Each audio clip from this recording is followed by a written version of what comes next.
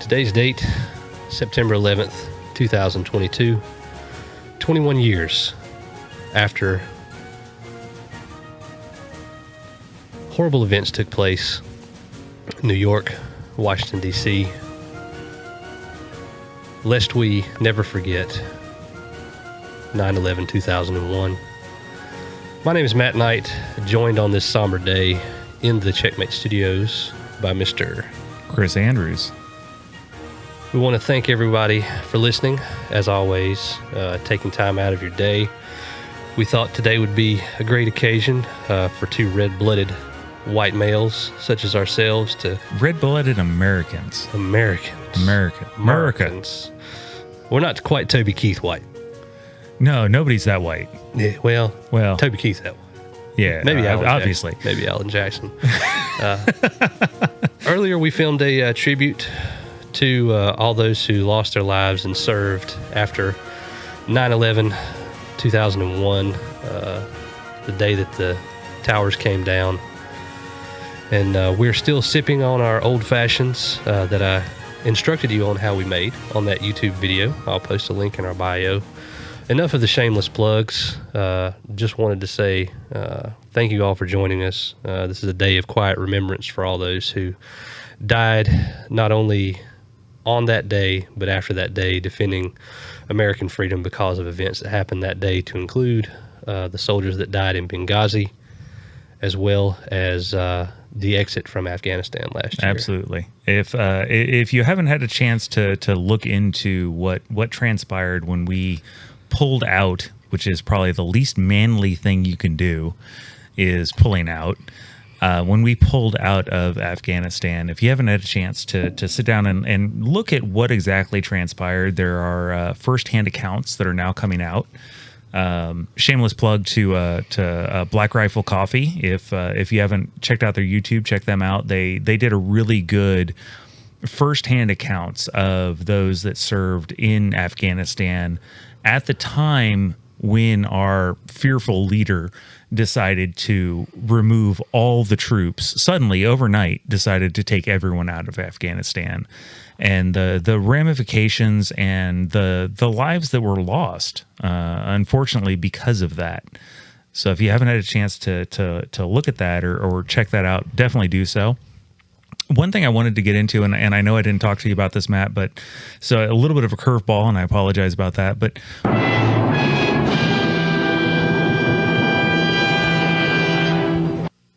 where were you? What were you doing when 9/11 happened? When the towers came down? What was your what were you doing? I was in bed. Actually, I was too. I had called out. I didn't go to school that day. I was a sophomore in high school. Fuck you for being in school. Yeah, I was a sophomore in high school. I know we're not that far apart, but as far as historical events goes, our lives were dramatically different at this time, being that I was still in high school. No, I stayed home from school sick that day. I think it was probably about 10 or 10:30 a.m. and my mom came in and she got me because of course it was plastered all over the news, and went and fired up the I think it was a 32-inch TV at the time, not flat screen, and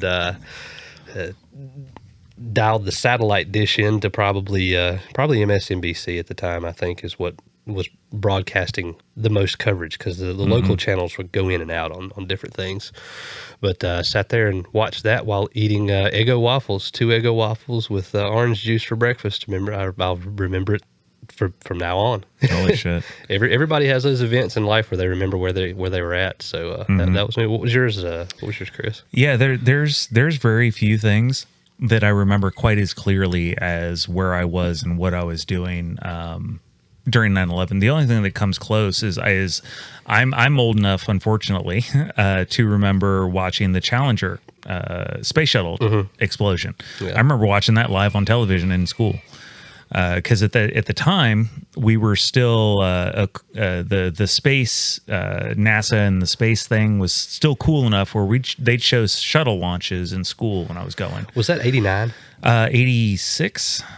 Really? Yeah, I think it was 86, 85, 86, somewhere in there. It was early to mid 80s. Gotcha. I know as a young kid, my dad was a huge science and space guy. He would watch all the all the space shuttle takeoffs, there was always a satellite feed. If you remember the old big satellite dish where you had to, hit Satcom 5, Telstar 4, and it would a motor outside of your house 30 feet away moved a big satellite dish across the sky to reel in your channel.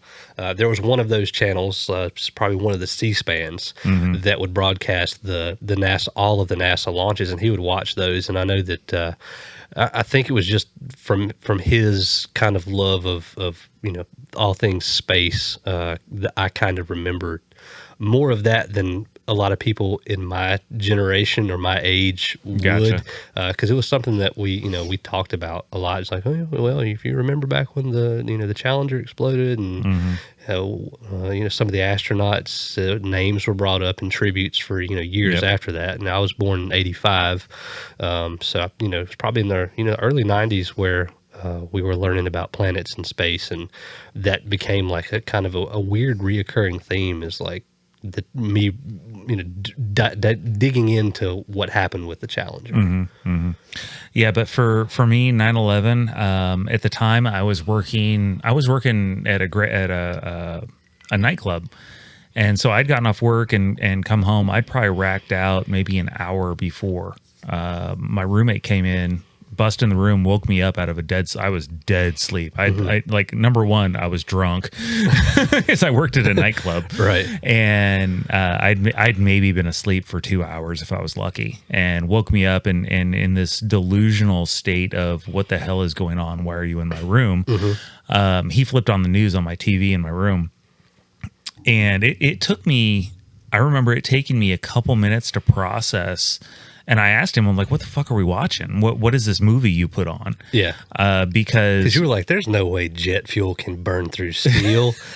Well, I'm not going to get into that part of it, guys. That's me being, sort of facetious, but go ahead with that. Well, and we'll leave the videos from across the street from the Pentagon that didn't show a rocket hitting or a plane hitting. There were no videos of a plane hitting the Pentagon. Yeah, it was just a missile. Yeah, we'll just leave that alone too. But anyways, no. If you slow it down, I've heard that it's white and has NASA markings on it, but that's neither here nor there. It was the Challenger. It finally made its way around. There you go. There you go. It was one of those solid rocket boosters that was just floating around out there. Yeah, it was just out there in the stratosphere. Yeah, maybe Elon Musk can tell us one day what happened there. He probably built it. But no, I remember him flipping on the TV and just having this state of not comprehending what he was trying to communicate to me. And I remember kind of becoming coherent right about the time the second plane hit the second tower. And just the surrealness of trying to grasp exactly what was transpiring and what I was watching live. Yeah. And unfortunately all the lives that were being taken along with this. And I think one of the interesting things, and me being a huge historian and history buff, this is our JFK. Yeah. Yeah. That was our that's our moon landing too. That was our moon landing. Yeah. There were so many like monumental things that transpired in the 60s that our parents got to watch live and had dramatic effects on their daily lives. The JFK assassination and the killing of his assassin, I'm blanking on his name at the moment. Lee Harvey Oswald. Thank you, Jesus. Yeah. Lee Harvey Oswald was killed live. I'm Matt, not Jesus, but I appreciate the sentiment. Well, no, I'm blown away that I couldn't think of that. But he was shot live on television. Yeah. And this was right after our parents and our aunts and uncles had all watched JFK get shot and found out the news of him being shot. And so merely a day or two later, he's being brought out of a jail. And he shot live on news. And so our parents got to watch that. So the 9/11, and I think a lot of people don't put it quite into context, is 9/11 for us and our generation is the JFK and the Lee Harvey Oswald of our parents' generation. Yeah. And these are events that are going to transpire and carry on into next generations. And I, as an elder millennial, part of that generation, I really want to stop living through historical events, once in a lifetime I'm historical gonna punch events. you in the face. You know, I know where you're doing, and I'm gonna punch you in the face. I mean, it's the damnedest thing. You know, we go through. You know, there's 9/11. There's the housing market collapse. Then you get into some of the weirdest tomfuckery in politics. I'm not going to get in it because I will say this. I'm on both sides of the aisle. I consider myself a constitutionalist and a libertarian. I'm neither Democrat nor Republican because I hold values on both sets of the aisle. I finally brought you over to the other side. What is the thing? It's like I want the married gay couple to smoke their weed and protect their property with a firearm. Yeah, and just leave us out of it. Yeah, just leave me out of it. I don't care what you do. You know, but that's kind of where my sentiments lie as far as the whole political thing, because it's such a circus that we're watching every day. It's all meant to divide, and I don't watch CNN. I don't watch Fox News. I really don't watch NPR that much anymore, even though that is where I used to get a good bit of my news. There are a few more independent outlets there where I go for unbiased, including Australia. Australia has BBC is a decent one too. BBC is fairly decent. There's a lot of America bashing that you got to filter through it. That I understand. You know, but their queen just died, so fuck off. Long live the queen, though. God save the queen. God save the queen. Oh, he didn't do such a good job. Well, but God save King Charles the Third. If he makes it that far. All I know is so Betty White was 99, the Queen was 96, so America's still win. up. Yep. And we want the smoke.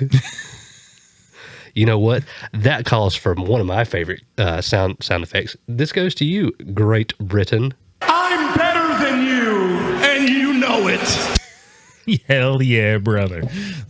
I love that. Damn, now I need a Cletus soundboard too. Right.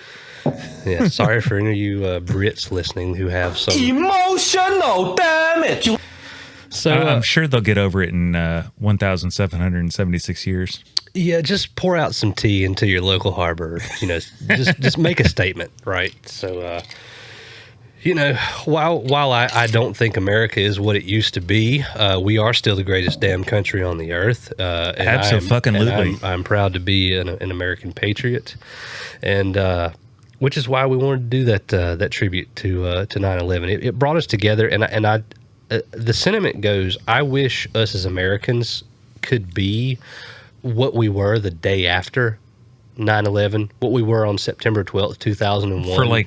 And it wasn't just the day after, it was like for like a year, almost a year solid. It was a long period of time. Everybody was jamming to Toby Keith, man. Everybody had American flags on their car. For that one brief part in time, America was what it was supposed to be. And I would like to see it that way again without some sort of stupid, massive tragedy. Well, and unfortunately, the last time, I'd say historically, the last time America was that great was World War II. Yeah. And that's what, 70 years gap? Yeah. It took us 70 years to get our shit together and be patriotic, and it's completely fallen off the map in only 21 years. Well, there's a cycle that happens. Strong men create good times. Good times create weak men, and weak men create hard times. And God, I'm so glad you brought that quote up, brother, because that is one of the best quotes that describes the situation that we're in right now. We are. The problem is right now there's still a bit too many of us strong ones around to kind of let those hard times come in. But it's rapidly decreasing. You know, with the woke culture and having to accept everybody and basically put your values aside. I do say we're not going to get political, but I'm not getting political with this. I don't think as men and what I think it means to be a man and a guy and do guy shit is you stand up for something. And I was kind of thinking that I was kind of sitting here as we're talking about this and trying to think of how to segue away from the politics end of things. And I think you hit the nail on the head. We're not getting political here. We're getting patriotic. Yeah. Patriotic and God forbid the term is out there. We might be getting a little bit toxic in our masculinity. We actually, with recent events, we might be getting a little bit on the extreme end. Yeah, thank you. That was the word I was looking for. But no, the thing to remember at the end of the day is we're patriots, and being in a country as great as the country that we live in, that has the freedoms that we live in. Yes, there's still room to grow. Yes, we still need to improve, because you should always be in a state of improvement. Mm-hmm. But tell me a country that is better. That's the challenge I give to all these people. Like Dubai. Dubai is fucking badass. No, they're richer, but they're still like, there's true. so many things that you can't do in Dubai. Like, I challenge anyone to go be openly gay on the street in Dubai. Thank you.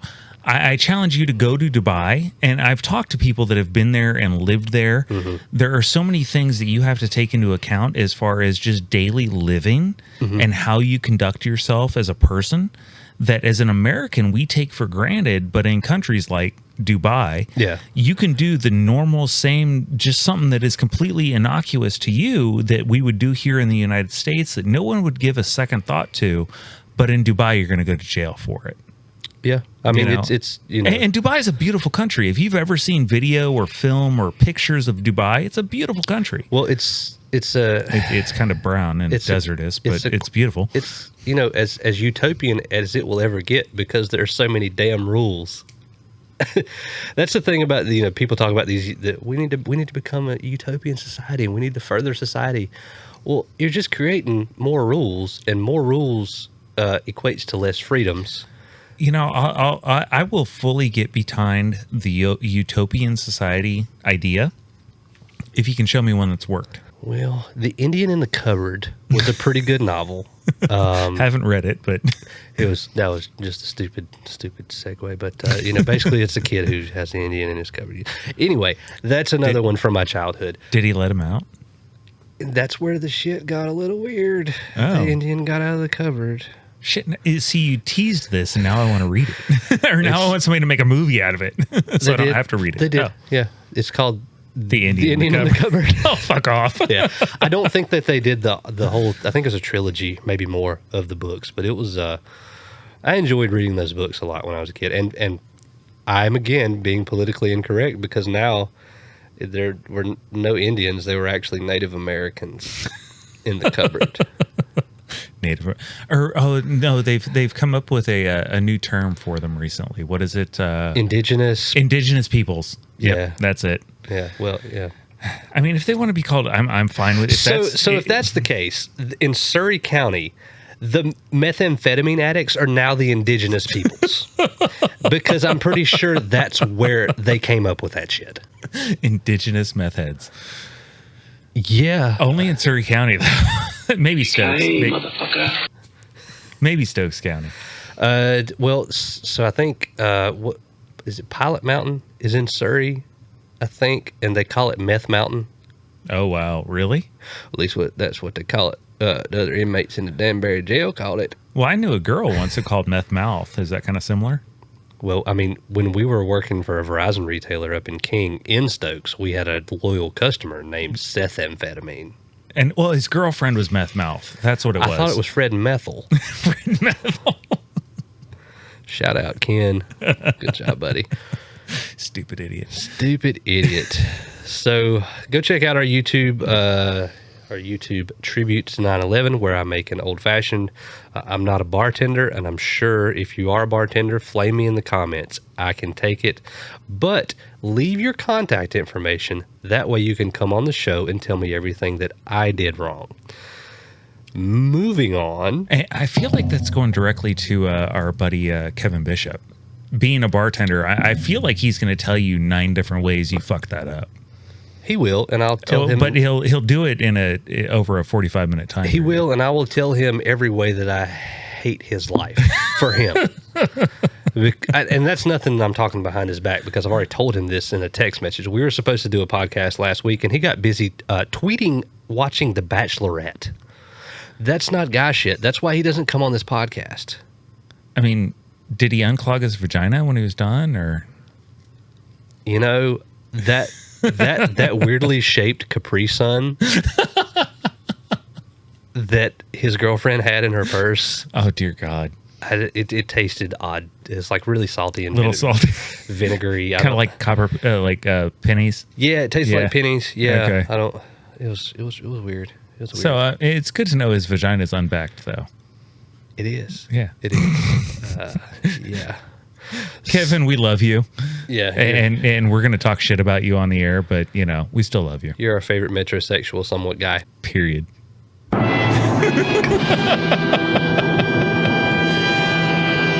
If you want to hear more of what we're talking about, go check out the Checkmate with Bishop and Knight podcast, hosted by myself, Matt Knight, and Kevin Bishop, the man, the myth, the legend, who we are talking shit about. So I know off topic for now, but since football season has now started up for a lot of our guys out there, and probably some of the girls too, I guess I talked a little bit too much in a social setting today about my fantasy football team. The wifey sauce just sent me a meme that said, "Oh, your boyfriend's a doctor? Well, my boyfriend is now the coach of an imaginary football team for the next 4 months."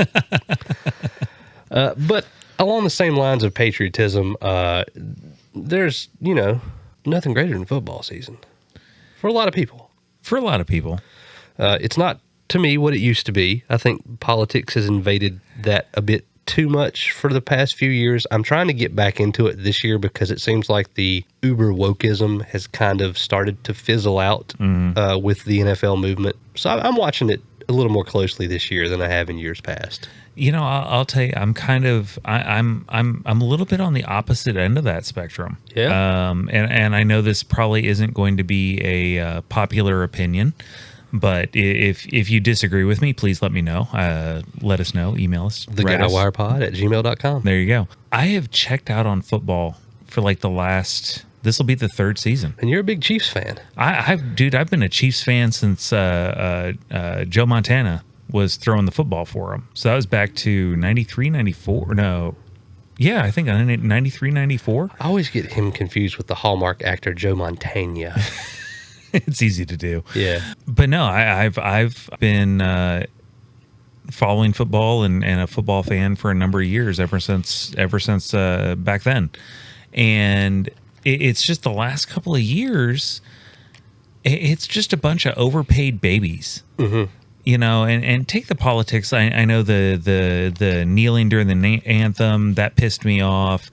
But even if you take all that stuff out of there, I can't follow football without going 2 weeks without finding out about a football player beating the shit out of his girlfriend, his wife, something or other. And back to Kevin Bishop's sentiment, why is it always in an elevator on camera? Exactly. So because of that, we've got guys that are getting paid $20, $30, $10 million a year, and they can't get their shit together. And then they want to stand up on a pulpit and tell us how we should live our lives. Mm-hmm. You know what? When you stop beating your wives, we'll start listening to you. Well, I think maybe the issue is that they can afford the bail to beat their wives. Like, we've all been mad at our significant others, but but that doesn't excuse it. It doesn't excuse it, but like one big driving factor for me has been I'm not going back to jail. Now, I've never been to jail for any type of domestic disturbance, any type of violence, anything like that. It's always been just dumb shit that I've done. But it's not a fun place. And, these guys we've enabled them to be able to pay their way out of pretty much all the trouble that they're going to get in. And they've made enough money to where, is it going to hurt? Probably. Mm-hmm. But are they still going to be rich? Yeah. Well, and that's kind of my point is, as long as you watch, as long as you are rooting for that player or that team, you're enabling them to do what they're doing. Buying the jerseys, buying the tickets to the game. And so what's the popular meme floating around now? It's like, if I pay $100 for a jersey, I'm part of the team too. Yeah. I mean, as much as some of those damn jerseys cost, I mean, some of them are almost $300. Right. You're a contributing factor to whatever they're doing. Right. Yeah. You're an enabler. Stop it. Stop it. And I know that's going to be a very unpopular opinion, but deal with it. Yeah, you go deal with that shit, assholes. Well, now is the segment in our show where I would like to highlight other members of our podcast family. Absolutely. We have a special guest tonight. that some of you have come to know and love. And I know there's a couple guests out there, or a couple listeners out there that absolutely love him. I've heard great feedback. Mr. Hank Hill has joined us in the studio tonight, in the Checkmate studio. And I appreciate you having me there. Chris. Absolutely, Mr. Hill. You joined us to share kind of your experience. We just recently did this and sharing our experiences with where we were during 9/11. Since we are recording this podcast today on September 11th. So, Mr. Hill, what was your experience? Where were you when 9/11 happened? How did you find out? First of all, you don't have to call me Mister. You don't have to call me Sir. I do work for a living, just like you and Mr. Knight over here. That's a hard one. I was sitting at my desk at Strickland Propane, where we sell propane and propane accessories. And I get a call from the school because Mr. Strickland's very intent on not allowing any type of television or media. We didn't have anything but cell phones and local walkie-talkies for our fleet. So I get a call from the school system asking me to come pick up Bobby. Mm-hmm. I said, "Oh, what's he done?" Well, they said he's done nothing, but he's under his desk crying just like a lot of the kids because of these twin towers. Well, I said, "What about the twin towers? Same ones at the Trade Center in New York?" And they said, "Yeah, it's the same ones." Well, I went and got Bobby, and we came home. I turned on the news, and that's about the time that second tower fell. And I'm going to tell you, it burned my ass. Hotter than any blue flame on Strickland Propane can ignite. Charcoal burns hot, don't get me wrong. But that blue flame from Strickland Propane, you won't get any hotter anywhere else. And my ass was burned up because I am a red-blooded American patriot. Absolutely, Mr. Hill. Or Hank, sorry. I apologize. Absolutely. Call me Hank. Hank, so what was your initial thoughts when you saw that? I'm going to beat up some commie bastards. I think that was all of our thoughts. I think we were all along the same thoughts. Who do we got to kill? My dad fought in Korea, lost both his shins, so I know that he can live his life without shins, and that's a pretty gruesome injury. That was Cotton, right? That's most people call him Cotton. I just call him Dad.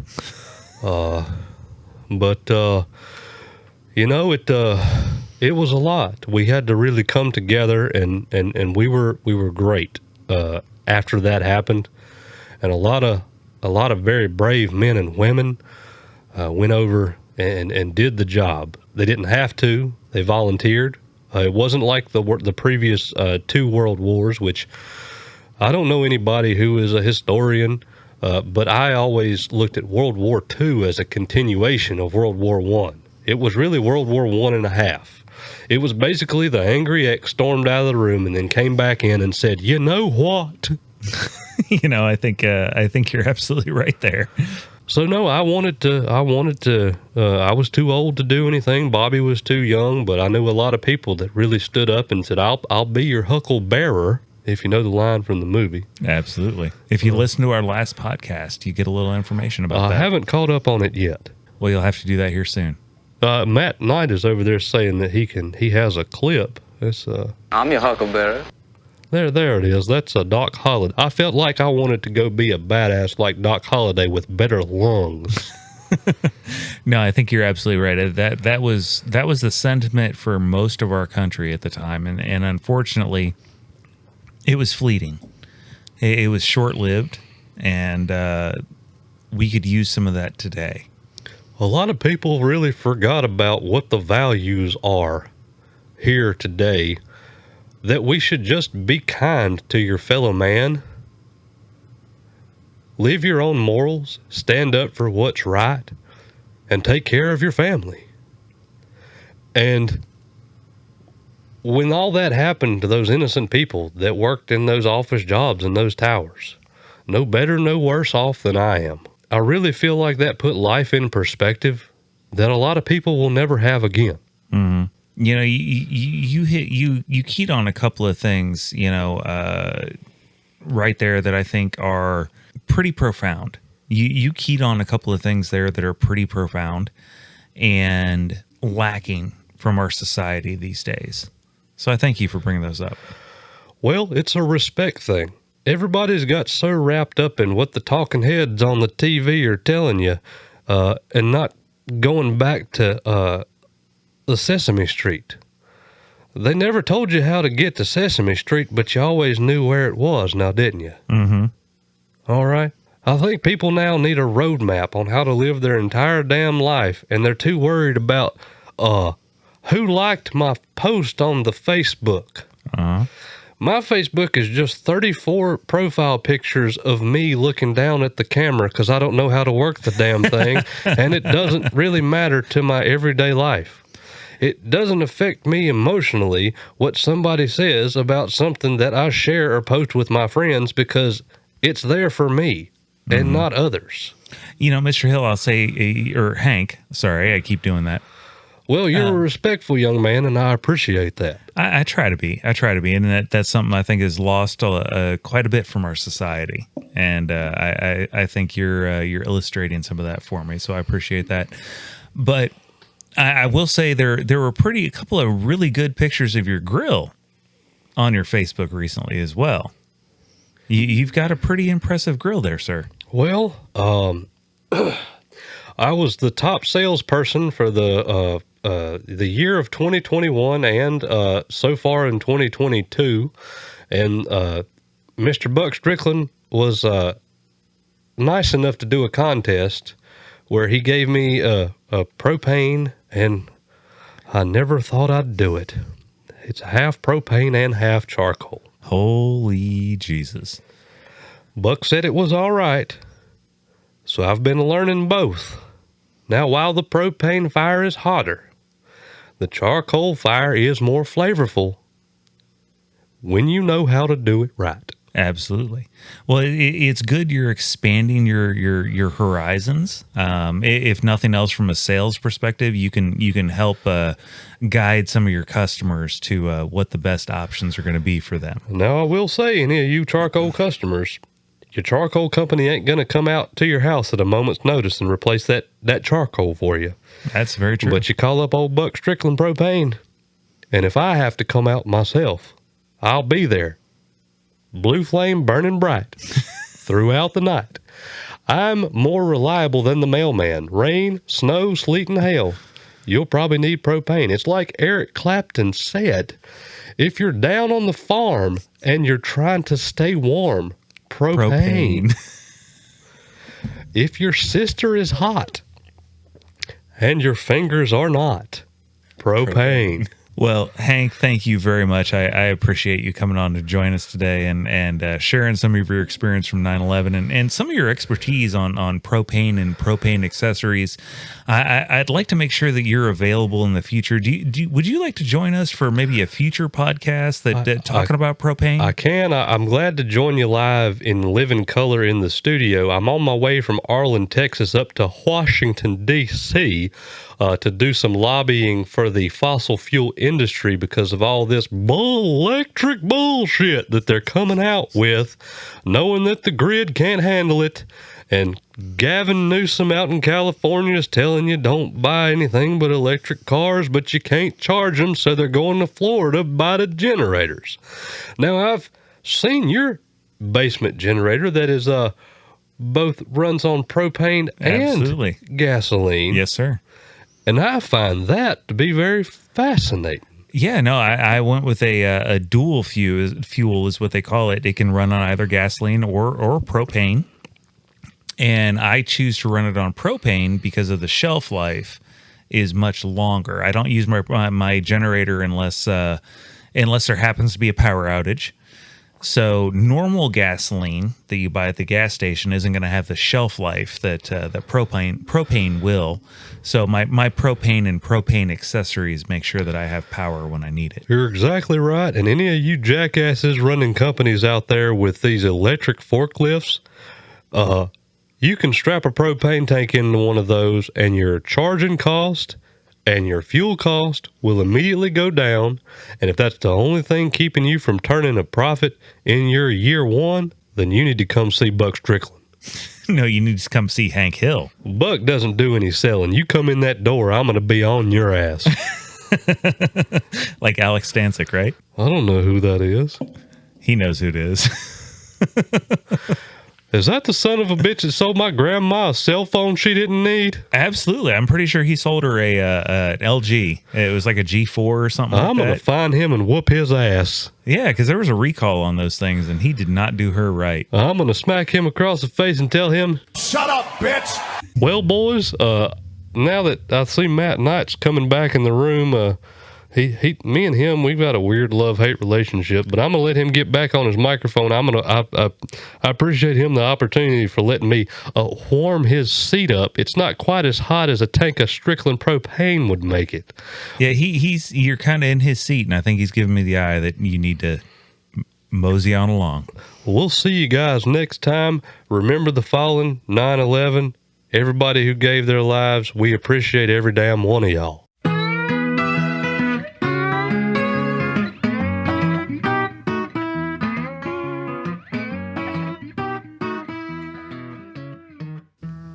All right, guys. Matt Knight back here.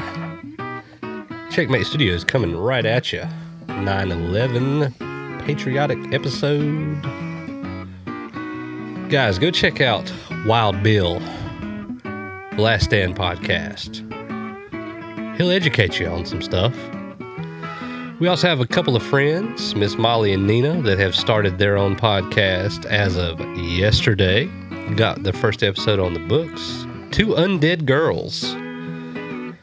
While they talk about things that I won't talk about, they're very interesting. I actually told them, y'all have some interesting stuff to talk about. You should do a podcast.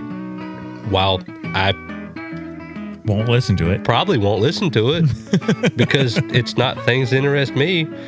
I think they've done a very, very good job with their first episode. Excellent. And I look forward to helping them out with their future endeavors, their editing, their recording. And it's interesting stuff they're talking about.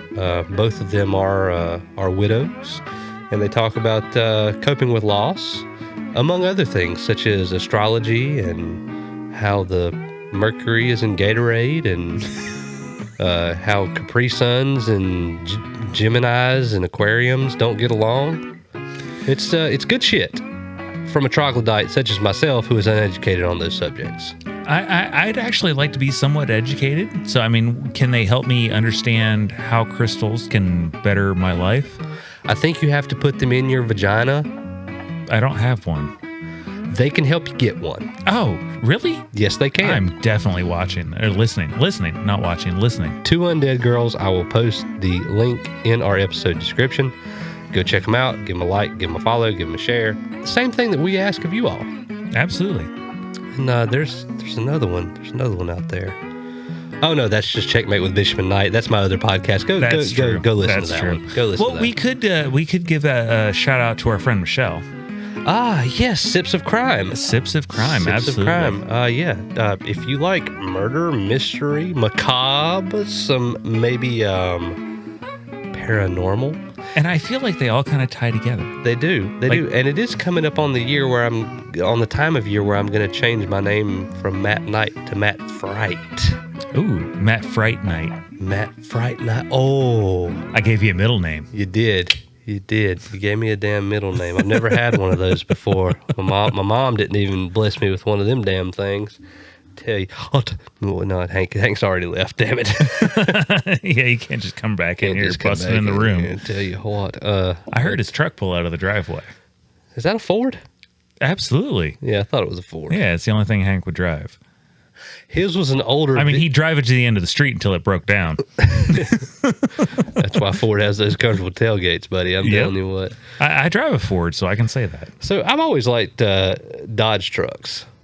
You know, that was one of the first trucks I ever drove, and I've always had an affinity for them. I saw a meme that's been shared the shit around the internet earlier this week that says that Dodge Rams are the Nissan Altima of trucks, and it pissed me off. Yeah, I don't agree with that.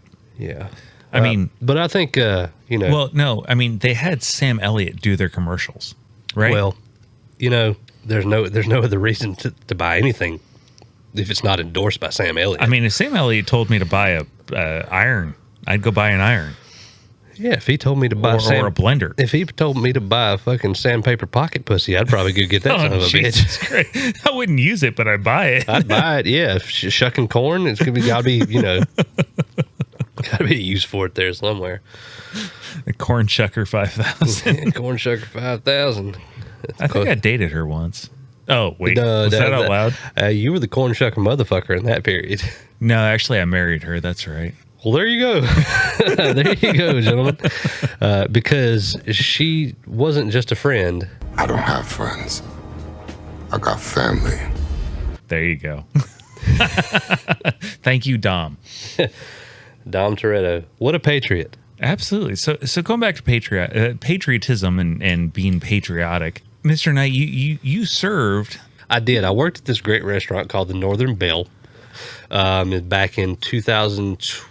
That's not what you're talking about. Really I was not. A server at a restaurant. No, you served this great country. Oh, yes. As a patriot in the greatest way a patriot can. Yep. You volunteered for the U.S. military. I did. So they had some great sign-on bonuses post 9/11. I wanted to buy this badass little Mitsubishi Eclipse, which I did, and I wanted to pay for my college, which I didn't. Didn't go back to school. But yeah, I that 9/11 weighed heavily on my decision in what to do in my real life, as it were. I graduated high school in 2003. 9/11 happened in 2001.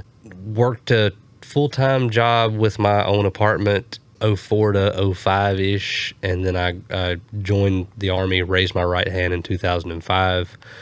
Went and talked to a recruiter because, my dad and I had conversations. We were both along the same sort of political spectrum, I guess you would say, when it comes to we're neither here nor there as far as Democrat, Republican, Green Party, the people who are most represented, those who know the least that know it the loudest, so to speak. Exactly. The two-party divide, we're neither here nor there. We're both a kind of, try to be logical with everything and leave people alone as long as they leave us alone, and instill the values taught to us and our children, and so on and so forth, as guys do. And he and I had some late night talks about things going on, and I was kind of disgusted about still 9/11 and the things that happened. Yeah, it was still really fresh at that point. Post 9/11, and we were still really rebuilding, and we were really still together as a country. It was George laughable W. Bush choking on pretzels up there in the Oval Office. Well, at least it wasn't Monica Lewinsky choking on other things under the desk, but or our current administration choking on his own words. Well, we're not going to talk about the jello-headed cadaver occupying the halls of the White House, if he's even there. Which, by the way, since he's been there, it's been converted into a nursing home. Yeah. Well, I'm curious if they resurrected Jim Henson to operate him during Somebody the presidency. has their hand up his ass operating his mouth, because it just doesn't line up to the speech. And you call me whatever you want for making fun of this guy, but dude, Well, have you seen him? Have you fucking seen him? He is 106, so you might have to cut him some slack. Cat Williams coming. Do not make for y'all chose this man. He was 97 years old, and y'all chose him, and he's up there doing the best a 97-year-old can. He's 98 years old. There's that whole thing, but the people say you voted him in. I can't tell if that's true or not, but whatever. Don't watch 2,000 Mules by Dinesh D'Souza. I'm not plugging that. But, George W., he was in there. He was my commander-in-chief, so to speak. I went to MEPS, raised my right hand, said, let's get on with it, boys. And, I thought that it was going to be it. I went to, pay for my college, better my life, be able to help our country. Post 9/11, thought I was going to join National Guard, and when I got to my National Guard, they said, we're going to Iraq. I said, y'all boys have fun. Nope. Say what again? Say what again? I dare you. I double dare you, motherfucker. Say what one more goddamn time. So that's what my retention NCO said to me after I said what a bunch of times. And I was like, oh, well, apparently the message is I'm going to Iraq too. And he was like, you got it, bud. You got it. You know, and I had never felt so much. Emotional damage. Because I thought I was, you know, out there going to be, you know, doing my 1 weekend a month, my 2 weeks in the summer, and good to go. Because I was like, dude, I just got out of training. He's like, it should be fresh on your mind, bud. Yep. So that actually, my thing was I didn't pay that good of attention. But that actually leads to a question I've kind of been curious about for a long time: is why the National Guard? The biggest sign-on bonuses. I shopped around. Okay. I'll be honest. Yes, I'm a patriot. I love this country, but I'm also a capitalist. Absolutely. And why would I do something for $5 that I can go across the street and get paid 10 for? Mm-hmm. You know, patriotism has a price. If I'm gonna sign my ass over to somebody to use at its expense, Leisure. at its expense, at its leisure, then you're gonna pay me for this sweet ass that I got. Yeah, I was gonna say, you can't say expense because they don't give a fuck about the money. No, they don't. Yeah, they're spending money that ain't theirs. Yeah, well, when I went overseas, that was the land of free money. I mean, Exactly. we were getting neither here nor there. Yeah. Had a lot of free shit. I mean, you can watch the Green Zone to get a little bit of information about that. You can watch the Green Zone. While I don't support Michael Moore, watch Iraq for Sale. A great film. Probably the only good film that Michael Moore has ever done. Really? Yeah. Interesting. Yeah. Because It's all pretty true. much don't watch anything he does. Yeah, it's the Iraq first for and Sale. last piece of filmmaking that he will ever do that's decent, but it's called Iraq for Sale by Michael Moore. That was before he turned into a 355-pound female piece of shit. Anyway, off the subject of meatloaf. Yeah, So you enlisted in 2003, 2005. 2005. Yeah. In the National Guard. And what was your MOS? What was your job? No, it wasn't. I'm just kidding. It was a 63 Bravo, which is an all-wheel vehicle mechanic. Okay, and again, was kind of your guidance for that the enlistment bonus, or what was It was. However, I thought I was going to be doing it for 1 weekend a month. okay? And I didn't want to do a job in the Army that I was going to be doing full time also. I loved working on cars. I loved working with my hands. Mm-hmm. And I figured, okay, I can get this. It's like my hobby. It's my break. Mm-hmm. It's not something I'm going to go to actual school for. So I'll go do that. And then it was your full time job for your entire deployment. Yes. Yeah. How long was your deployment? It was a year. One Okay. year Okay. with a 2 week Leave. break, yeah. whatever you want to call it. Where did our U.S. government send you for break? I came back home. Okay. Yeah, I could have gone to. If you stayed out of the United States, you would have your break leave money would have been tax free, so a tax free 2 weeks. But I wanted to see my parents. I wanted to see my friends. Looking back on that decision, I wouldn't have done it. I'd have gone to Dubai. I'd have Gotten the tax break. I'd have got the tax break, and I would have spent all that on liquor and hookers and gambling, and I don't give a shit what else. Because that's when I came back, is when I got back together with my ex-wife. Oh, Ex-wife. Yeah. Yeah. Yep. Gotcha. Yeah, a lot of pain, a lot of heartache there that I could have avoided just by going and having some me time in Dubai. Well, there's no way you could have known. So, live and learn and move on. Drink some water, drive on. Drink water, drive on. Don't bring sand to the beach. You will never lose women chasing money, but you will always lose money chasing women. This, absolutely. There is only one instance where it is okay to bring sand to the beach. It is absolutely encouraged to bring your woman to a strip club. I feel like there's mixed emotions here. Certain women, yes. Oh, no, of course. It depends on her. She has to be, you can't like involuntarily bring her. Well, no, because Wifey Sauce loves to go to the strip club, but I know that the moment I come into the strip club with Wifey Sauce and I go up and like spend a nickel on a stripper, you think she's hotter than me? No, you just leave it. You put her in the driver's seat, man. You give her the money. You say, you pick me out a girl. You pick who you want. And she's going to go spend all my money renting a back room where she can strip for me. I don't mind it. I was going to say, I'm not seeing a downside of the argument. I don't mind here. it. I mean, we're still at money well spent. But the problem is I'm losing money when I have multiple rooms in the house where she can strip for me for fucking free. To that stupid fucking TikTok song, I want her to strip to me. It's corn. It's a dun with knobs. It's corn. I don't know this song. Oh, and I'm on TikTok all the time. Boy. Oh God, you're gonna pull it up, folks. Brace yourself. Brace your anuses.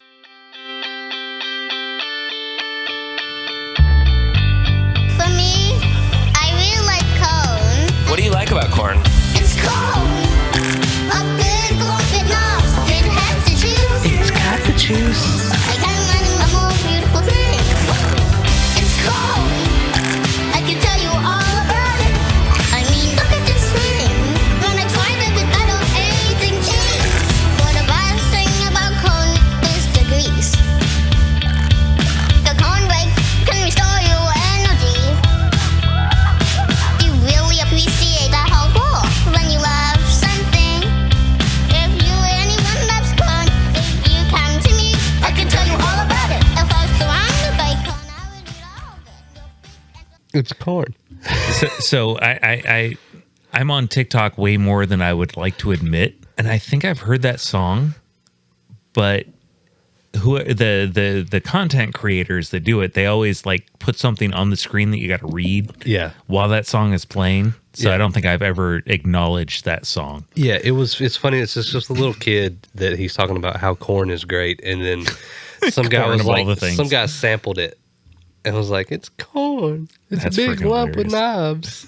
It's got the juice. It's got the juice." What the hell were we talking about? Patriots love corn. I mean, it is American as hell. But the thing is, were we supposed to eat it? Because a cow has 5 stomachs. True. And sometimes corn still comes out whole. Are we getting any nutritional value from corn? That's what I'm wondering. I think it's a valid, because I mean, it comes out pretty much the same way it goes in.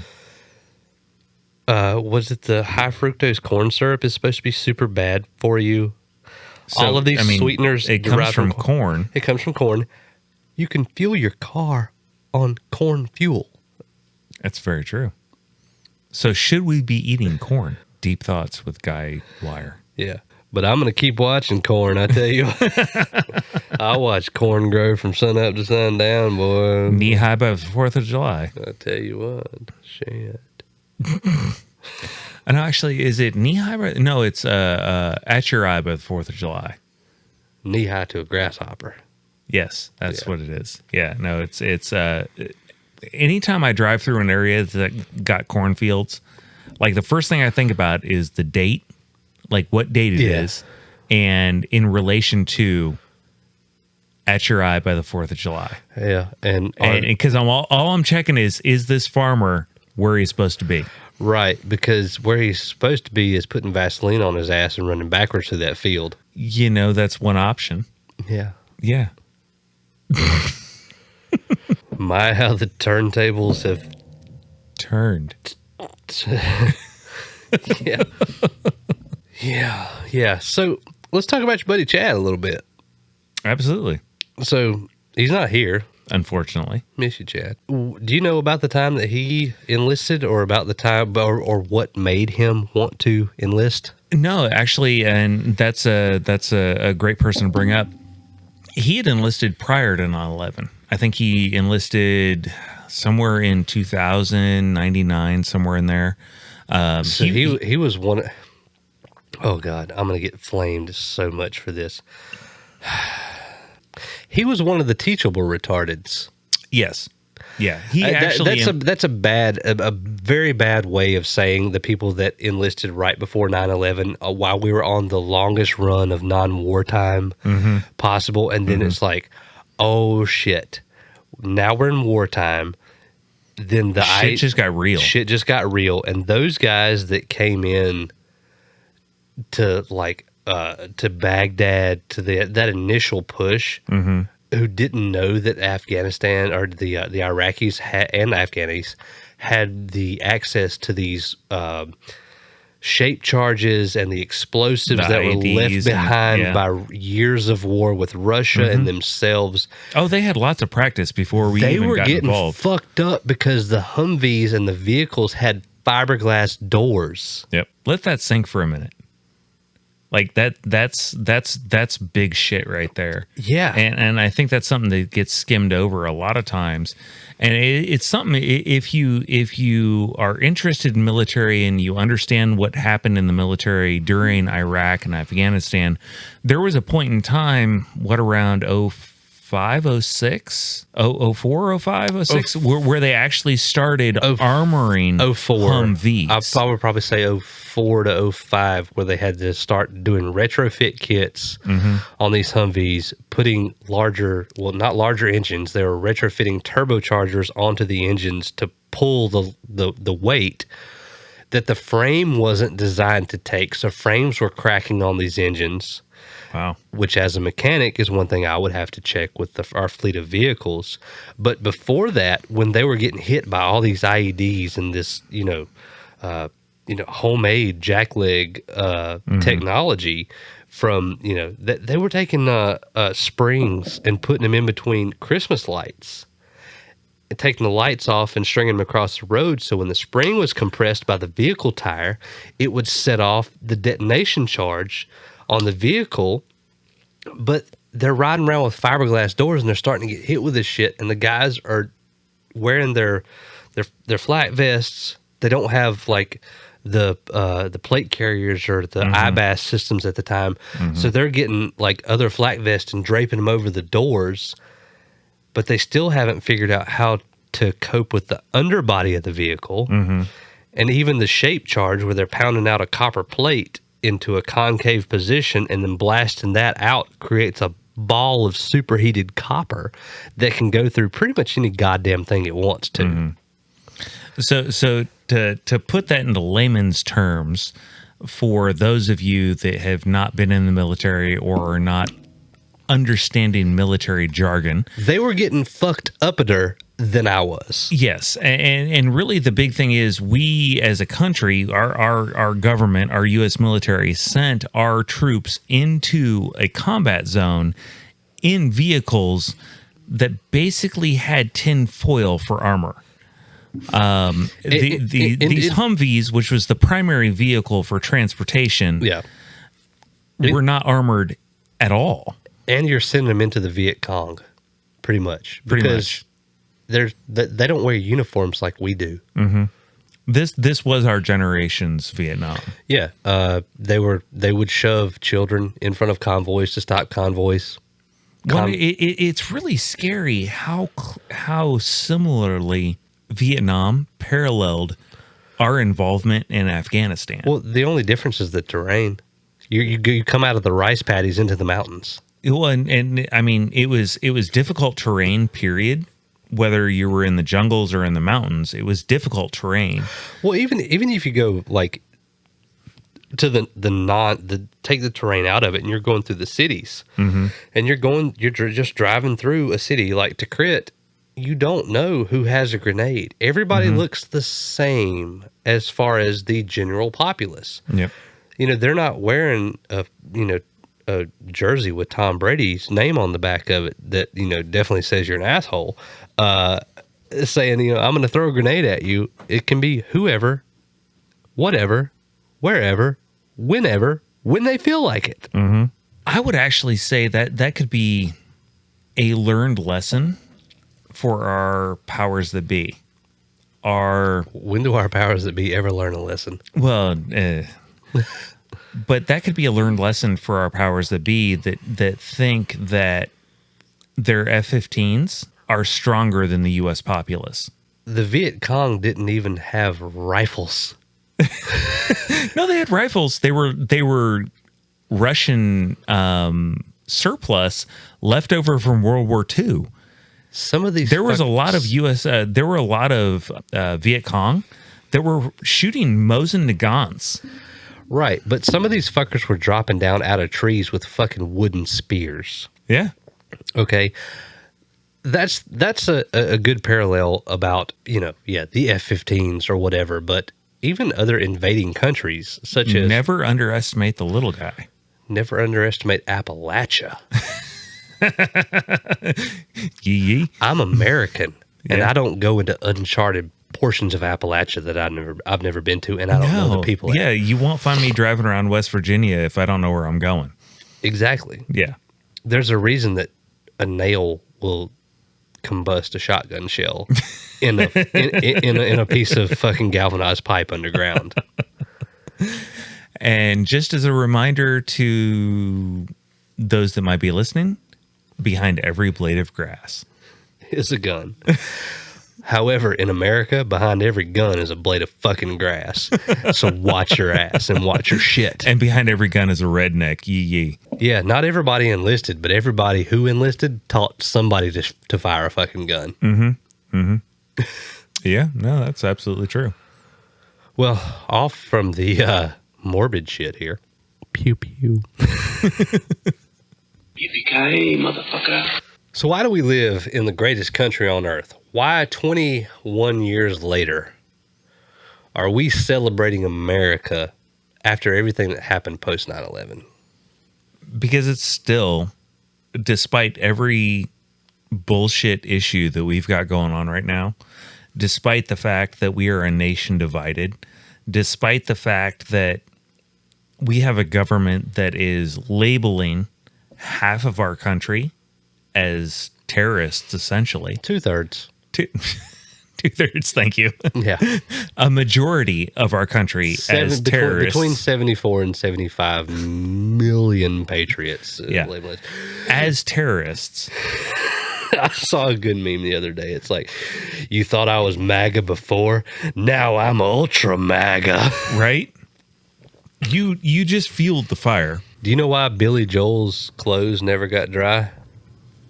He didn't start the dryer.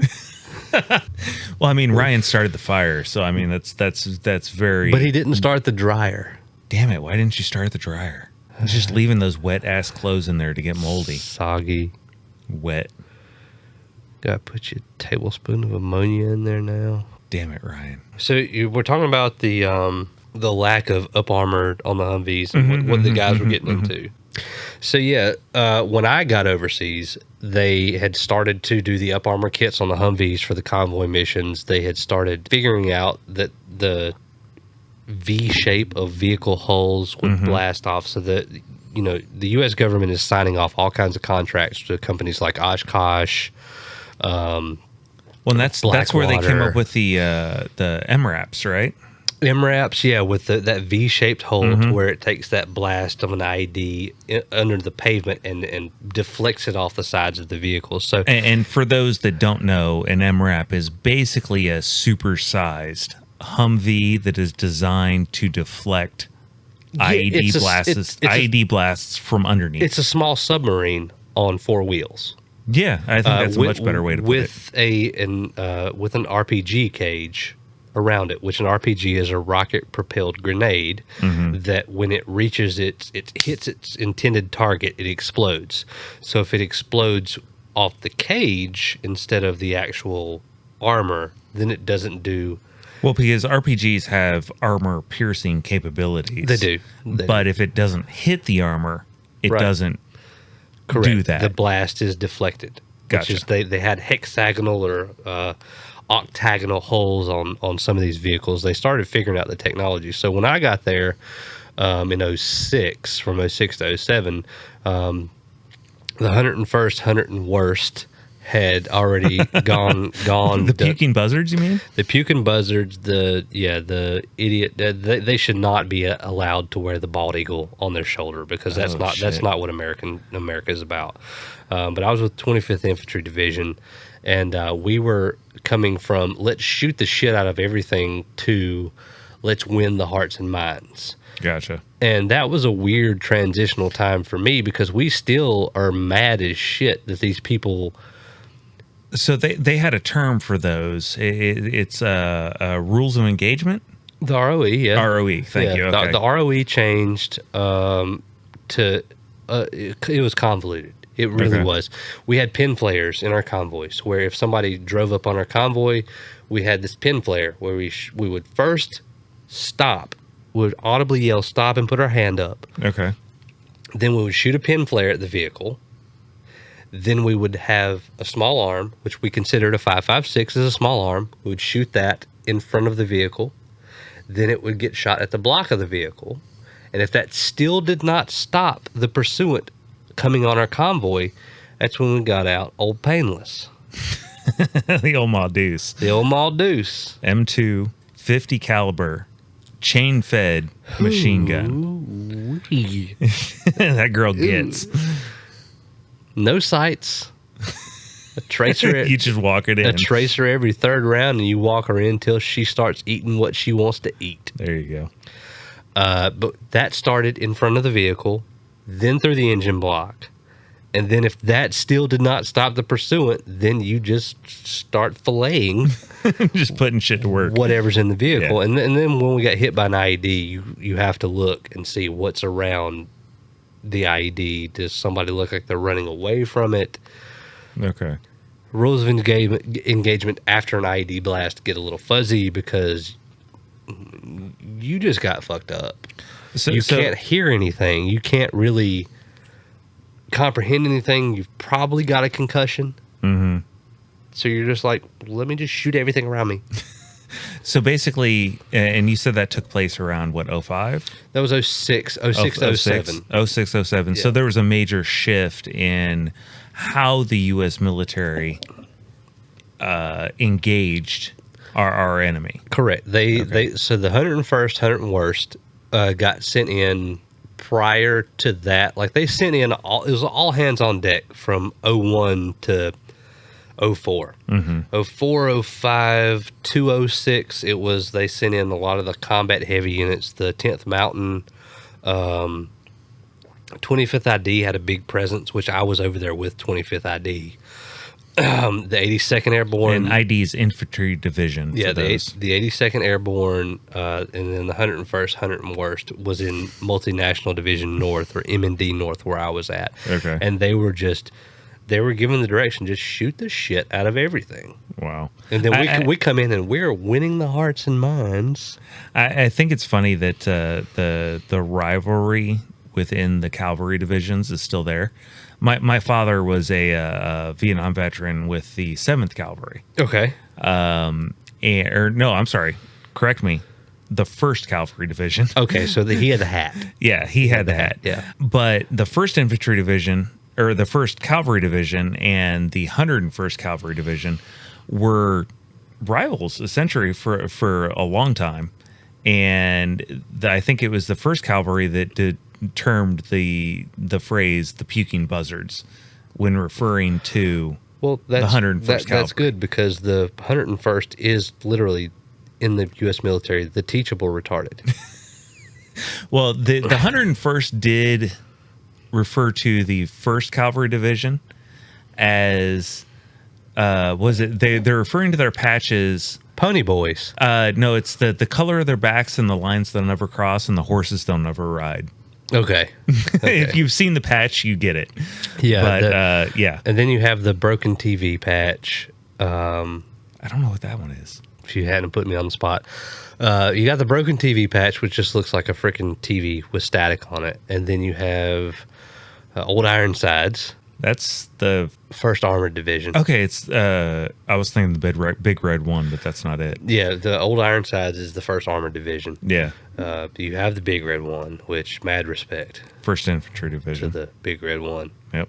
Going back to patriotism, I think that's the one thing that a lot of our country and a lot of the people in our country don't understand is the heritage and the esprit de corps that goes behind a lot of the military units that we have, and how much history they have in what they've done for our country. And I think so much of that is forgotten. It is, and I think even in, like you like to say, layman's terms, there's a bigger picture. It's not all about you.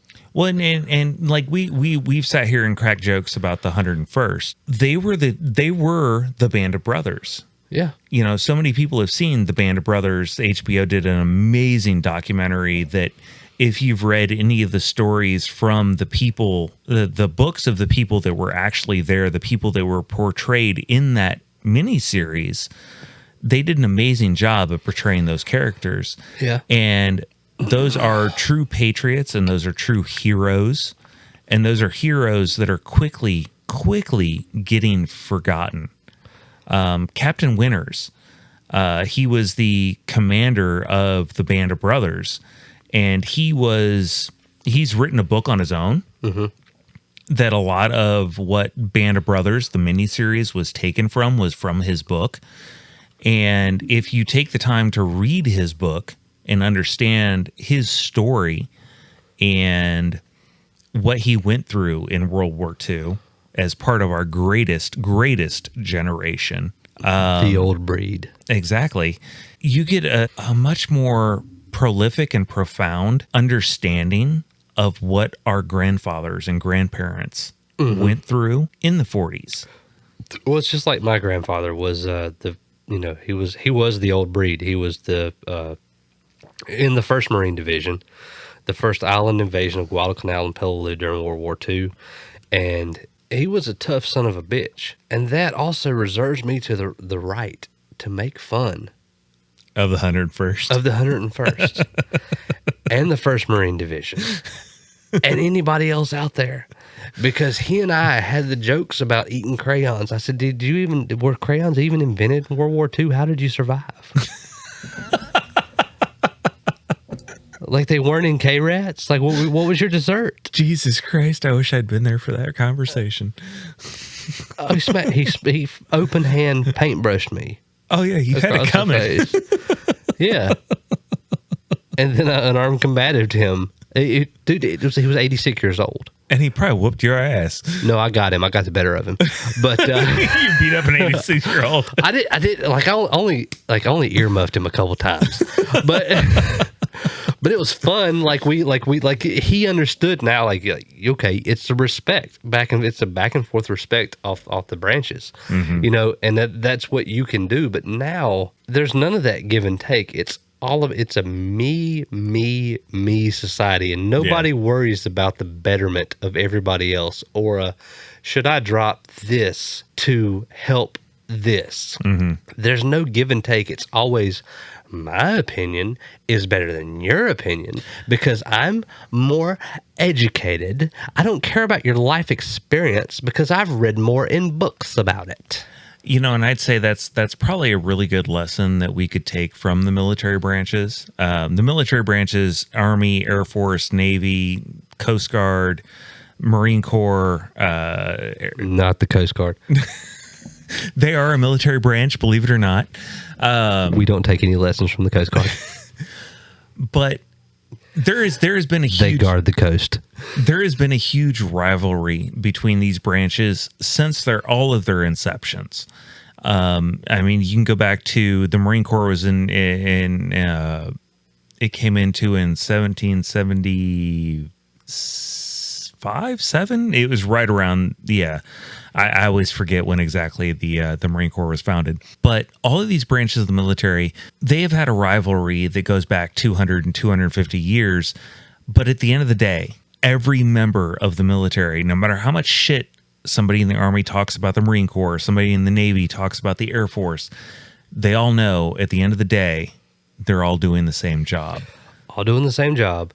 And if I've fought with a Marine, I've got his back. Exactly. Marine or Coast Guard, I don't have your back. You just go guard the coast, you fucking. But I'm just kidding. The Coast Guard, you guys are cool. Go play on Baywatch, whatever you do. In your red bathing suits. Yeah, and in your cute red bathing suits and your little helicopters and shit. You know, yeah. Do what you do. No, I agree. What we need is a. I hate to say it, man. It's a reinstallment of patriotism.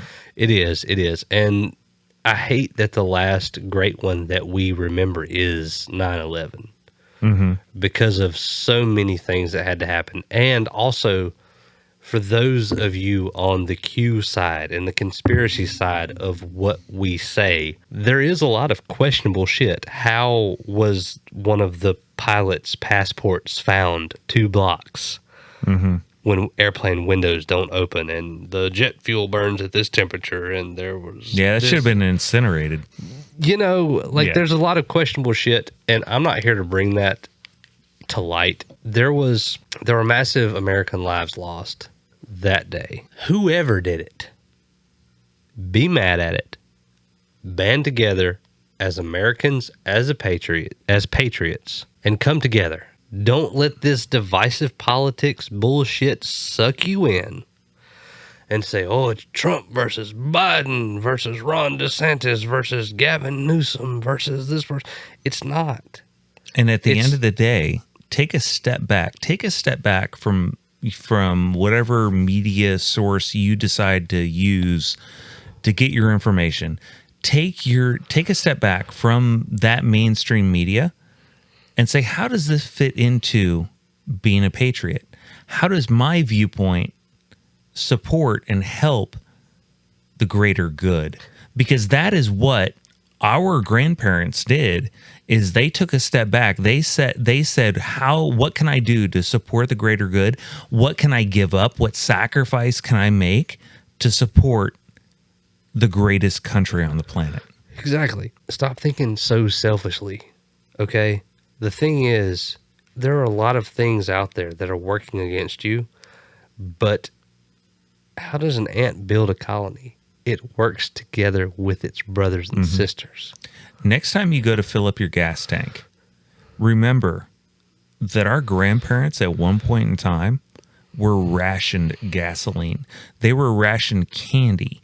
They were rationed nylons, stockings.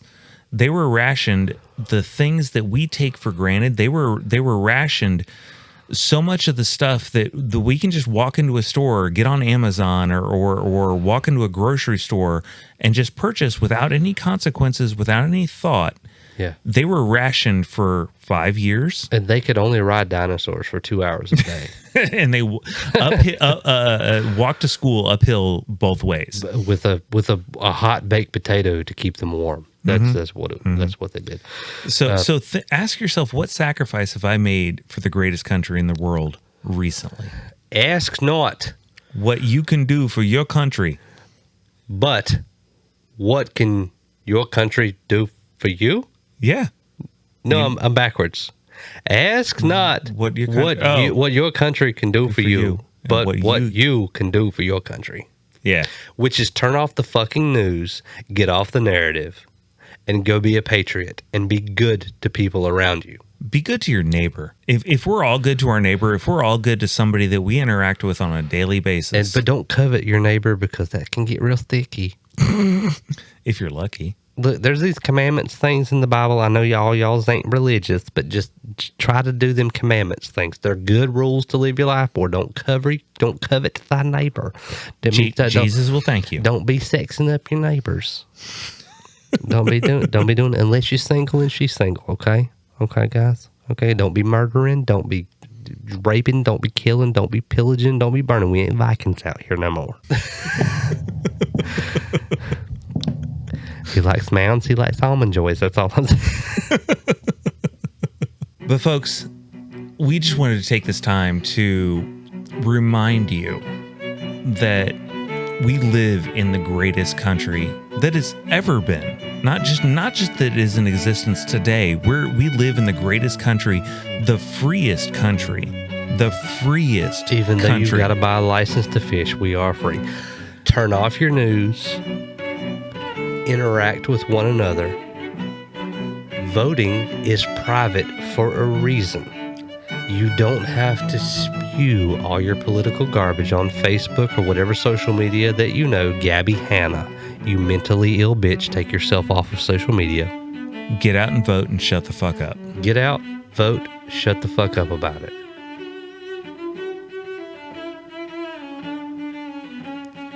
Good night, folks. You, John Fitzgerald Kennedy, do solemnly swear I, John Fitzgerald Kennedy, do solemnly swear that you will faithfully execute the office of President of the United States that I will faithfully execute the office of President of the United States and will, to the best of your ability, and will, to the best of my ability, preserve, protect, and defend the Constitution of the United States. preserve, protect, and defend the Constitution of the United States. So help you God. So help me God.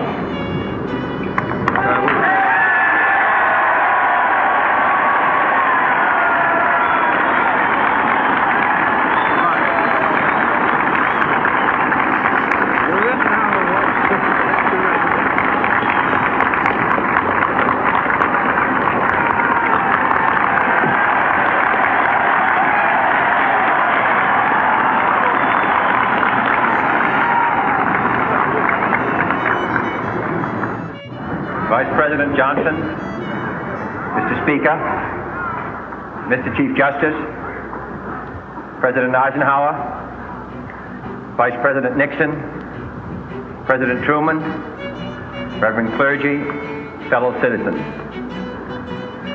We observe today not a victory of party, but a celebration of freedom, symbolizing an end as well as a beginning, signifying renewal as well as change. For I have sworn before you and Almighty God the same solemn oath our forebears prescribed nearly a century and 3/4 ago. The world is very different now, for man holds in his mortal hands the power to abolish all forms of human poverty and all forms of human life. And yet the same revolutionary beliefs for which our forebears fought are still at issue around the globe. The belief that the rights of man come not from the generosity of the state, but from the hand of God. We dare not forget today that we are the heirs of that first revolution. Let the word go forth from this time and place to friend and foe alike that the torch has been passed to a new generation of Americans born in this century, tempered by war, disciplined by a hard and bitter peace, proud of our ancient heritage, and unwilling to witness or permit the slow undoing of those human rights to which this nation has always been committed and to which we are committed today at home and around the world.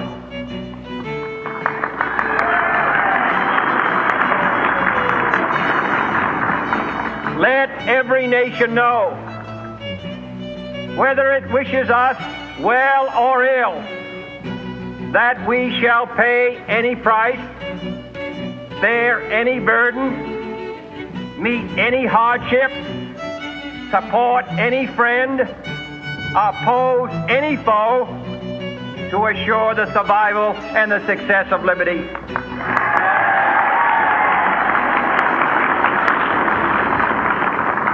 This much we pledge and more. To those old allies whose cultural and spiritual origins we share, we pledge the loyalty of faithful friends. United, there is little we cannot do in a host of cooperative ventures. Divided, there is little we can do. For we dare not meet a powerful challenge at odds and split asunder. To those new states whom we welcome to the ranks of the free, we pledge our word that one form of colonial control shall not have passed away, merely to be replaced by a far more iron tyranny. We shall not always expect to find them supporting our view, but we shall always hope to find them strongly supporting their own freedom, and to remember that in the past, those who foolishly sought power by riding the back of the tiger ended up inside.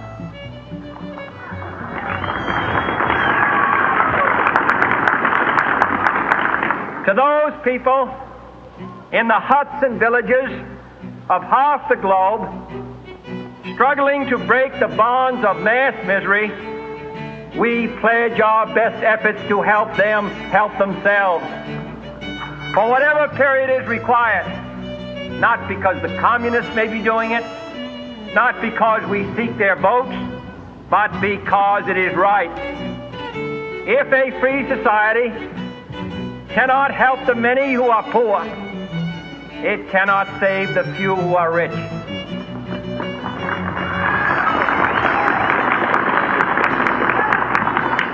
To our sister republics south of our border, we offer a special pledge to convert our good words into good deeds, in a new alliance for progress, to assist free men and free governments in casting off the chains of poverty.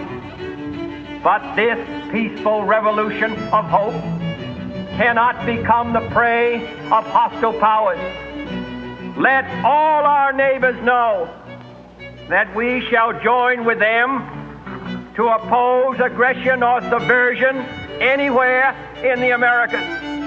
And let every other power know that this hemisphere intends to remain the master of its own house.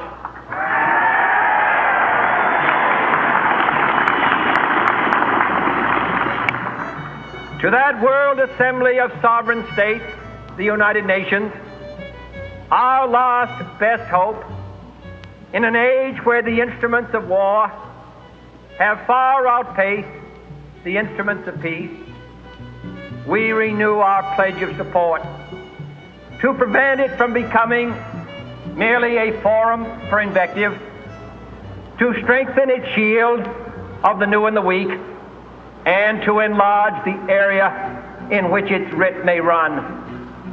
Finally, to those nations who would make themselves our adversary, we offer not a pledge, but a request that both sides begin anew the quest for peace.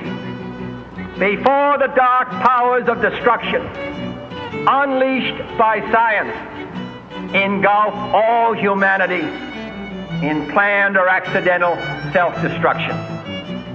We dare not tempt them with weakness, for only when our arms are sufficient beyond doubt can we be certain beyond doubt that they will never be employed. But neither can two great and powerful groups of nations take comfort from our present course, both sides overburdened by the cost of modern weapons, both rightly alarmed by the steady spread of the deadly atom, yet both racing to alter that uncertain balance of terror that stays the hand of mankind's final war. So let us begin anew, remembering on both sides that civility is not a sign of weakness, and sincerity is always subject to proof. Let us never negotiate out of fear, but let us never fear to negotiate.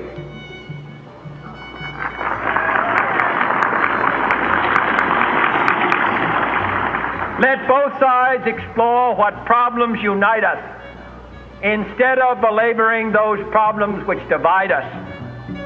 Let both sides, for the first time, formulate serious and precise proposals for the inspection and control of arms, and bring the absolute power to destroy other nations under the absolute control of all nations.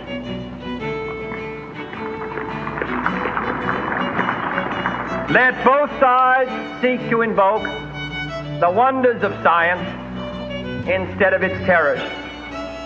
Together, let us explore the stars, conquer the deserts, eradicate disease, tap the ocean depths, and encourage the arts and commerce. Let both sides unite to heed in all corners of the earth the command of Isaiah to undo the heavy burdens and let the oppressed go free. And if a beachhead of cooperation may push back the jungle of suspicion, let both sides join in creating a new endeavor, not a new balance of power, but a new world of law, where the strong are just and the weak secure and the peace preserved. All this will not be finished in the first 100 days, nor will it be finished in the first 1,000 days, nor in the life of this administration, nor even perhaps in our lifetime on this planet. But let us begin.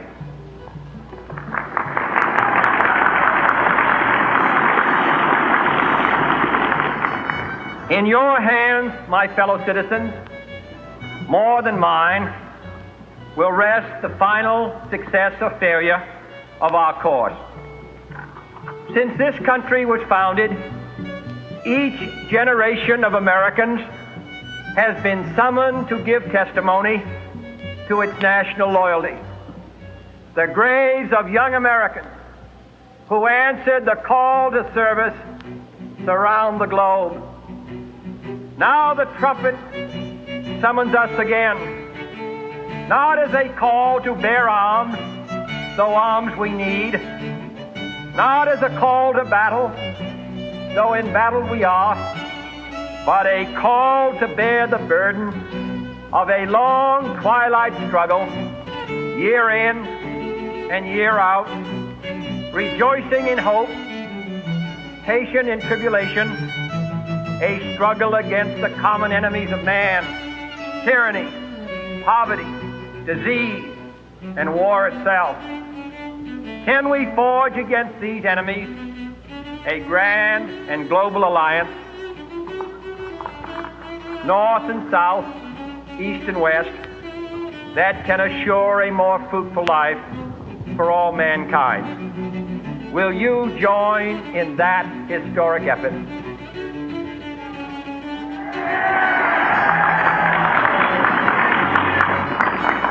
In the long history of the world, only a few generations have been granted the role of defending freedom in its hour of maximum danger. I do not shrink from this responsibility. I welcome it.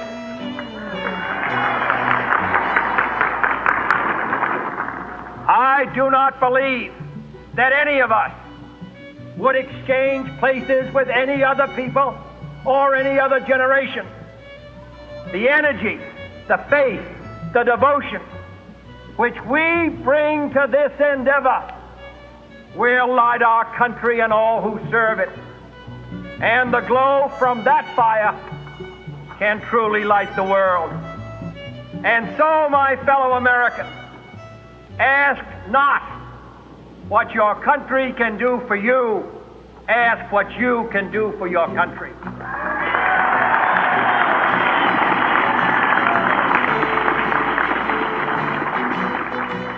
My fellow citizens of the world, ask not what America will do for you, but what together we can do for the freedom of man.